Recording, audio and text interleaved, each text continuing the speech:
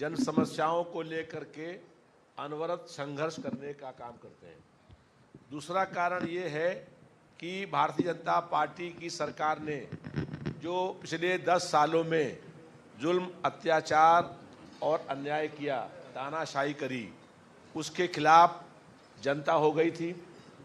इसके साथ साथ लगातार उत्तर प्रदेश में महंगाई बढ़ी, बेरोजगारी बढ़ी, करप्शन चरम सीमा पर पहुंच गया और लगातार जनता परेशान हुई।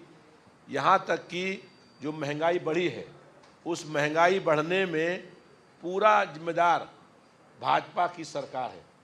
भाजपा की सरकार ने आटा, दाल, चावल, दूध, दही और पनीर पर भी टैक्स लगाने का काम किया, जिससे जनता परेशान हुई। और भाजपा की सरकार ने ये लोगों से प्रचार करवाया कि हमारी सरकार बनेगी, 400 पार सीट चाहिए और उसके लिए संविधान को बदलने का काम करेंगे। भारतीय जनता पार्टी के कई प्रत्याशी अपने भाषणों में कहते थे कि अगर हमारी सरकार बनेगी, 400 सीटें आएंगी तो हम संविधान को बदलेंगे। आप अयोध्या में चुनाव लोकसभा का हुआ, जो वहाँ प्रत्याशी थे उनका कोई भाषण आप सुन लीजिए, वो हर भाषण में कहते थे कि हम सरकार बनेगी, संविधान बदलने का काम करेंगे। इसलिए जनता को गुस्सा आया और जनता ने परिवर्तन किया। ऐसे ही मेरठ में भाजपा के सांसद पद के प्रत्याशी लगातार ये कहते थे कि हमारी सरकार बनेगी तो हम संविधान को बदलने का काम करेंगे। देश में लगातार लोकतंत्र की हत्या हो रही थी, विपक्ष के नेताओं पर फर्जी केस लगाए जा रहे थे, जनता की आवाज़ दबाई जा रही थी। ऐसा लग रहा था कि लोकतंत्र की पूर्ण रूप से हत्या कर दी गई है और किसी को कुछ बोलने का अधिकार नहीं था। बड़े बड़े नेताओं पर फर्जी केस लगा दिए गए, कोर्ट में केस चला और केस चलने के बाद बड़े वकील खड़े करके भाजपा सरकार ने उनको कोर्ट से सजा करा दी। सजा को करने के बाद कोई मौका भी नहीं मिला और विधानसभा संस्था खत्म हो गई।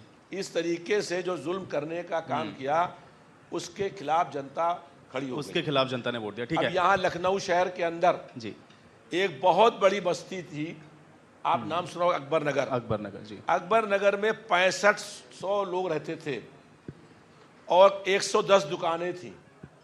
बुलडोजर के माध्यम से उन सारे मकानों को गिरा दिया गया और जो वहाँ मस्जिद थी, मंदिर थी, वहाँ पर जो मदरसा था, आप मालूम कर लीजिए, उसको बम ब्लास्ट करके उड़ाया गया।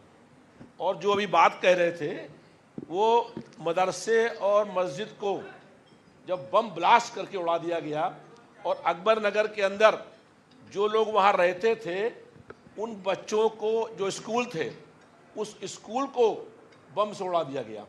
ऐसा लग रहा था जब लोग वहाँ पर खड़े थे कि कोई विदेशी देश का इस पर हमला हो गया है और अकबर नगर के सारे लोगों को तोड़ दिया गया। उनको कोई ना मुआवजा दिया गया, ना उनको कोई मकान दिया गया और उनसे कहा गया कि एक मकान जो आपका है उस पर एक कमरे का मकान मिलेगा। बड़े बड़े मकान बने थे, 4-4 मंजिला मकान बने थे, 4-4, 5-5 भाई एक साथ रहते थे और उनके मकानों को तोड़ दिया गया और बसंत कुंज योजना में उनको एक मकान दिया गया।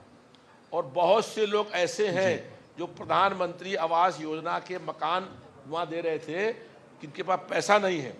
और आप जा कर के वहाँ देख लीजिए, अभी 2 दिन पहले मैं वहाँ गया, वहाँ धरना हुआ।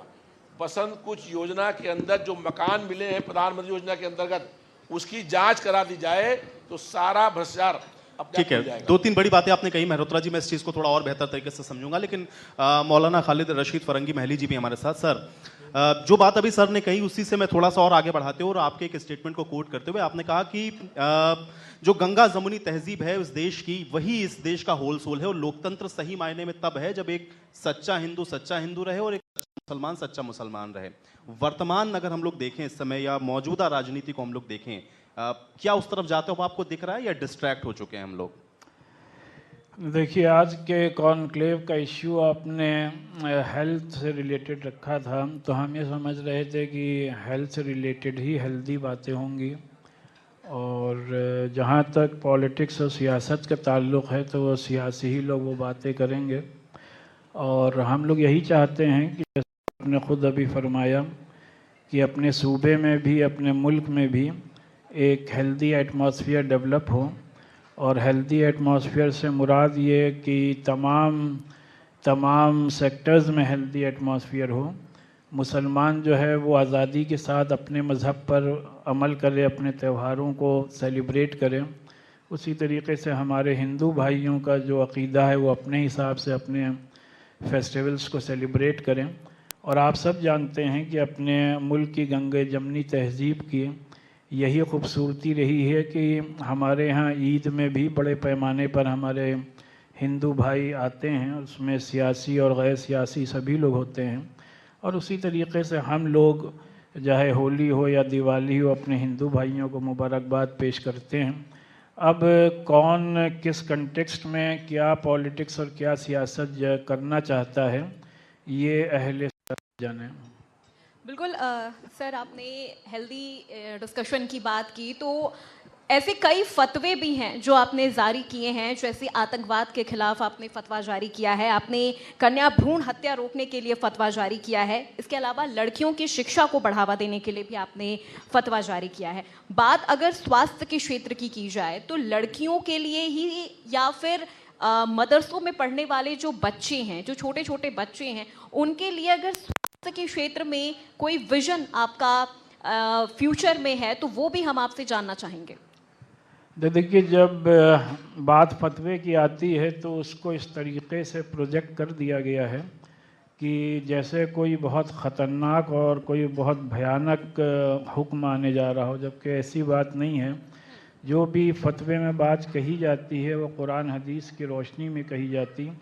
जो आपने टेररिज्म के ख़िलाफ़ फतवे का ज़िक्र किया, पूरी दुनिया का पहला फतवा है जो हमारे यहाँ दारुल उलूम फिरंगी महल से टेररिज्म के ख़िलाफ़ जारी किया गया।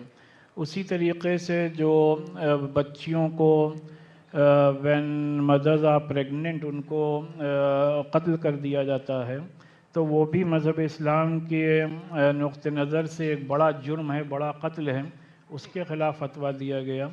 और आपने देखा होगा कि उसमें बड़ी तादाद में कमी भी आई है। और एजुकेशन का जहाँ तक सवाल है तो मज़हब इस्लाम में पैगम्बर इस्लाम ने फरमाया है कि अल-इल्मु फ़रीज़तुन अला कुल्लि मुस्लिम व मुस्लिमा, यानी इल्म हासिल करना हर मुसलमान लड़का और लड़की दोनों के लिए फ़र्ज़ है। सिर्फ लड़कों ही के लिए नहीं बल्कि लड़कियों के लिए भी। अब उसको कितना फॉलो किया जाता है ये एक अलग डिबेट का मौजू है। और जहाँ तक हेल्थ का सवाल है तो चाहे आप पोलियो के वक्त से देख लें कि मदरसों ने पोलियो इरेडिकेशन में बहुत ही नुमाया और बुनियादी रोल अदा किया है।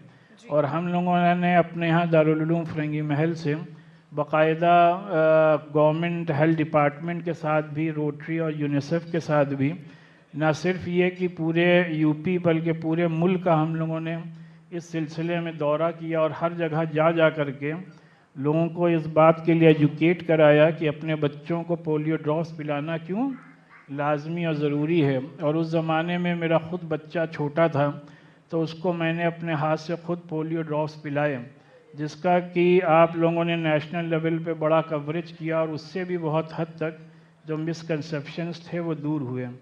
मदरसों में साफ़ सफाई को लेकर के बहुत ही तवज्जो दी जाती है और हुकूमत की तरफ से, हेल्थ डिपार्टमेंट की तरफ से जब ये मुहिम लास्ट ईयर चली तो उस मुहिम में हम लोग भी शरीक हुए और मदरसों में उस मुहिम को चलाया गया और आज भी चलाया जा रहा है। क्योंकि मजहबी तौर पर हमारे यहाँ ये कहा गया है कि सफाई और पाकी जो है वो आधा ईमान है। यानी अगर आप ख़ुद पाक और साफ़ नहीं रहेंगे, अपनी जगह को साफ़ सफाई नहीं रखेंगे तो आपको अच्छा और सच्चा मुसलमान नहीं माना जाएगा। और आखिरी बात यह है कि अगर आप साफ़ सफाई नहीं रखते हैं और ख़ुद पाक साफ़ नहीं हैं तो जाहिर सी बात है आप कोई इबादत भी नहीं कर सकते हैं। और मदरसों में जहाँ मजहबी तालीम दी जाती है वहाँ मॉडर्न एजुकेशन भी दी जाती है। तो आपके स्टेज का फ़ायदा उठाते हुए इस मिसकंसेप्शन को भी हम दूर करना चाहते हैं कि मदरसों में सिर्फ मजहबी तालीम दी जाती है, बल्कि वहाँ पे कुरान हदीस के साथ साथ इंग्लिश, हिंदी, साइंस, मैथ्स और कंप्यूटर सब पढ़ाए जाते हैं। मदरसे के जो बच्चे हैं उन्हें आज की जो टेक्नोलॉजी है, जो डिजिटलाइजेशन है, जो एआई है, उससे किस तरह से कनेक्ट करने का जो विजन है वो आप लेके चल रहे हैं? देखिए, ये भी एक डिबेट का मौजू है कि एआई जितना बेनिफिशियल है उतना ही ज़्यादा नुकसानदेह भी है। अब इस फील्ड के जो एक्सपर्ट्स हैं वो ज़्यादा बेहतर बता सकते हैं, लेकिन बहरहाल उसके जो भी पॉजिटिव पहलू हैं उसको हम लोग को अपनाना चाहिए। और जितने भी इस्लामिक इंस्टीट्यूशंस हैं उसमें अपना, यहाँ लखनऊ का अपना इस्लामिक सेंटर जो है वो पहला इस्लामिक इंस्टीट्यूशन बना जिसने कि एआई का इस्तेमाल करते हुए अब की रमज़ान में रमज़ान हेल्पलाइन को एआई से के ज़रिए से पूरी दुनिया तक पहुंचाया है, और उसका भी आप लोगों ने बड़े पैमाने पर कवरेज किया। और ये इस वजह से किया गया कि जिससे कि जो बाकी मदरसे हैं वो भी जो लेटेस्ट टेक्नोलॉजी है, चाहे आर्टिफिशियल इंटेलिजेंस का मसला हो, चाहे रोबोटिक्स का मसला हो, इसके जो भी फ़ायदेमंद पहलू हैं वो हम लोगों को अपने मदरसों में अपनाने चाहिए और वो अपनाए जा रहे हैं। मेहरोत्रा जी, एक प्रश्न मेरा ये भी है कि माफ कीजिएगा, क्योंकि अभी आप लोगों ने देखा कि ये जो चुनाव निकला उसमें आप लोगों का जो प्रदर्शन है वो बेहतर रहा। अब 10 जो सीटें हैं उस पर भी उपचुनाव में जा रहे हैं। आपने कहा कि इन लोगों की नाराजगी थी इसलिए आप लोग जो सीटें हैं वो आप लोगों को मिली क्योंकि वो वोट में कन्वर्ट हुआ। जो सत्ता पक्ष है उसका ये कहना है कि आप लोगों ने एक तरीके का मिसकंसेप्शंस लोगों के बीच में पहुंचाया। आप लोग फेक नैरेटिव के सहारे इन सीटों को जीते हैं। जिस संविधान की आप बात कर रहे थे वो उनका ये कहना है कि आप लोगों ने लोगों को गलत तरीके से इंटरप्रेट किया कि 400 सीटें हम संविधान बदल देंगे, ऐसा कुछ नहीं था। ये 10 सीटों के जो उपचुनाव है इसको कैसे देखते हैं, क्योंकि वो तो कह रहे हैं आपने फेक नैरेटिव से जीता। देखिए, लोकसभा के जो चुनाव हुए उसमें समाजवादी पार्टी सबसे बड़ी पार्टी उत्तर प्रदेश की बन गई। उसके बाद 13 उपचुनाव और हुए लोकसभा के, और उन 13 लोकसभा के चुनाव हुए उसमें 12 सीट के ऊपर इंडिया मोर्चा जीता। और जो 10 चुनाव विधानसभा के होने हैं उन 10 विधानसभा चुनाव में इंडिया गठबंधन, समाजवादी पार्टी और कांग्रेस मिल करके चुनाव लड़ेंगे और 10 सीटों पर इंडिया गठबंधन चुनाव जीतेगा। ये हमारा विश्वास है, क्योंकि